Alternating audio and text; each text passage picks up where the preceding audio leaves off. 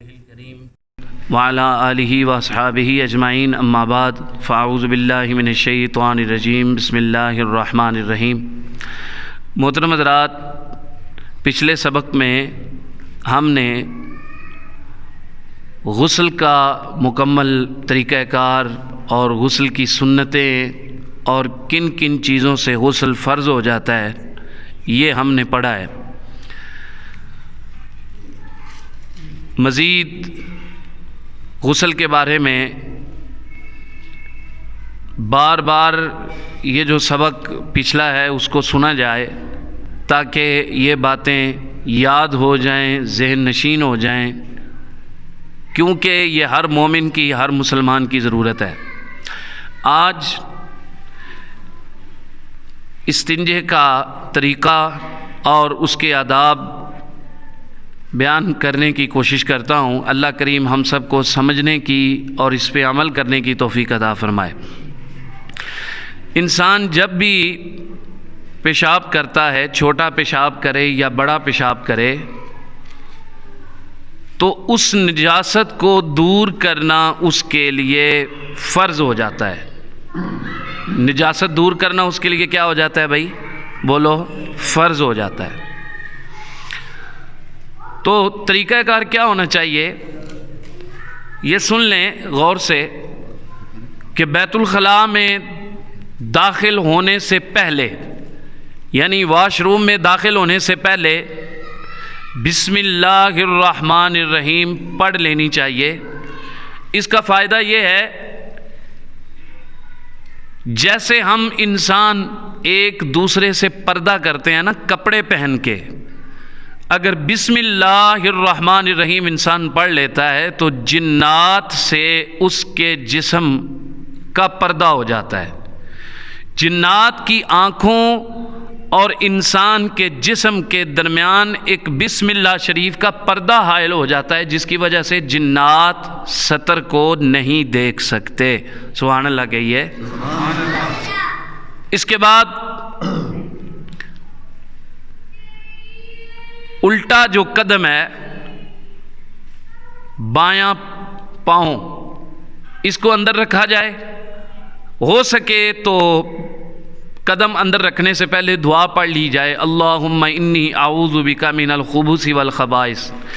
یہ ذہن میں رہے کہ جو واش روم ہوتا ہے یہ جنات اور شیاطین اس میں کثیر تعداد میں ہوتے ہیں، تو اس دعا کا بھی یہی مفہوم ہے کہ اے اللہ مجھے خبیث جنوں اور جننیوں سے اپنی پناہ نصیب فرما۔ اندر چلا جائے،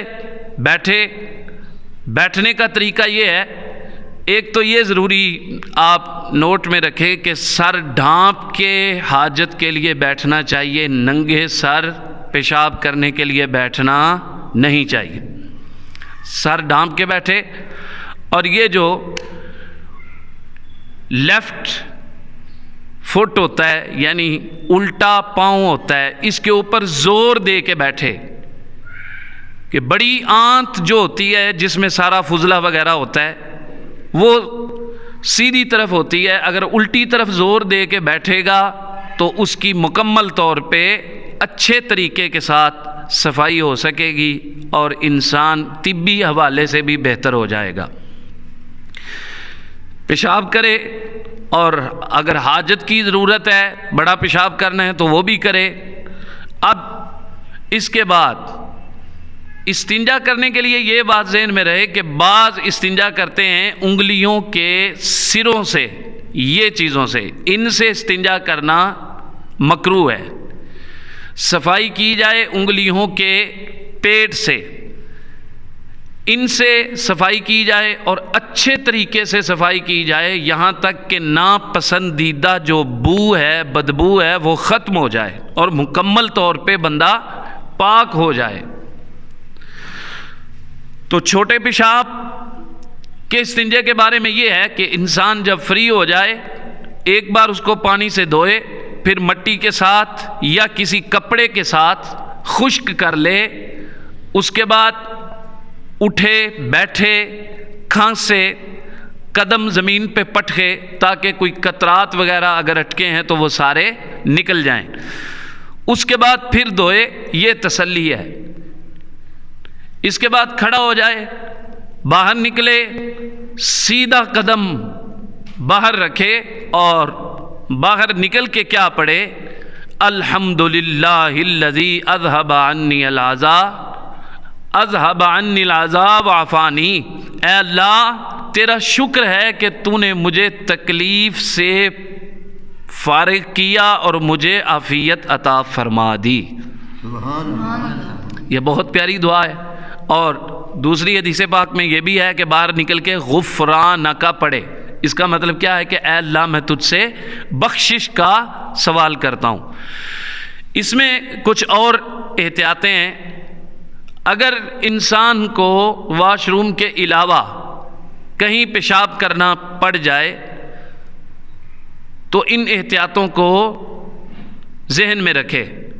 کسی پھلدار درخت کے نیچے بیٹھ کے پیشاب کرنا نہیں چاہیے.